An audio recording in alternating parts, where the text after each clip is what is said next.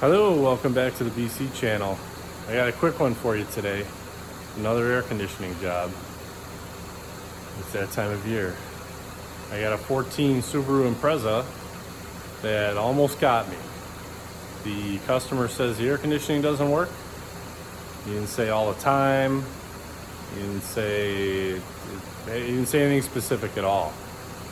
This car had two problems. As part of just a routine check, I ran the air conditioning and it would come and go.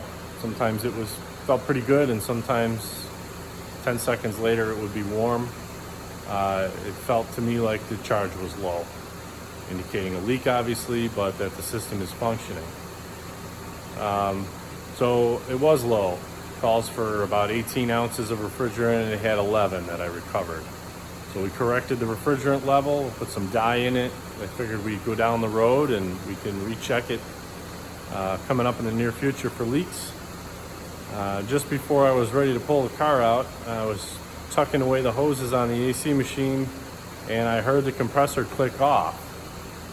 And it's pretty sticky today, so I wasn't expecting to hear the compressor shut off, but I stuck my hand in the car and waited a few minutes, and sure enough, the air out of the vents got warmer and warmer the longer I waited.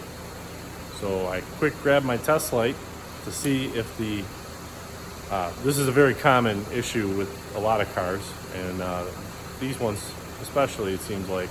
Grab my test light to see if we had power to the AC compressor clutch coil. That's going to be your quickest way to find out if it's being commanded on or not. That's really where you got to start with that.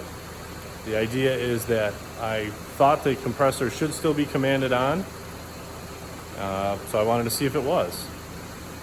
You'll see in this next clip what the results of that are.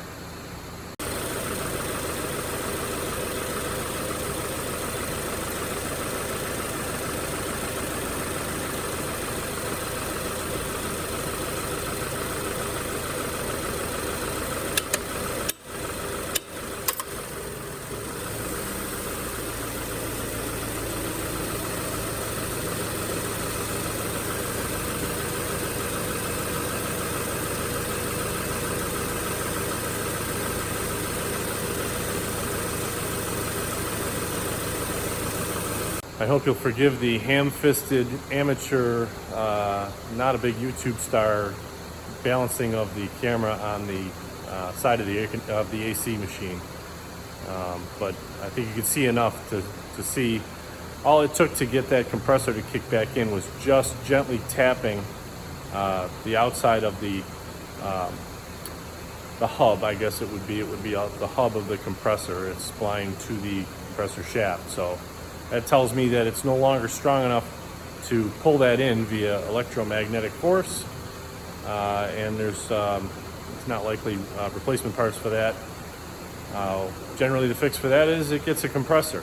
So unfortunately, I'm going to have to tell this gentleman that he had two issues, one of which is kind of a pricey job. It's going to need a compressor. So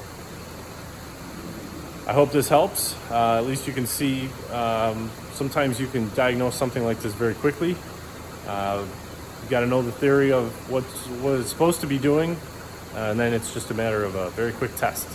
So I hope that helps somebody, and thanks for checking out the BC channel.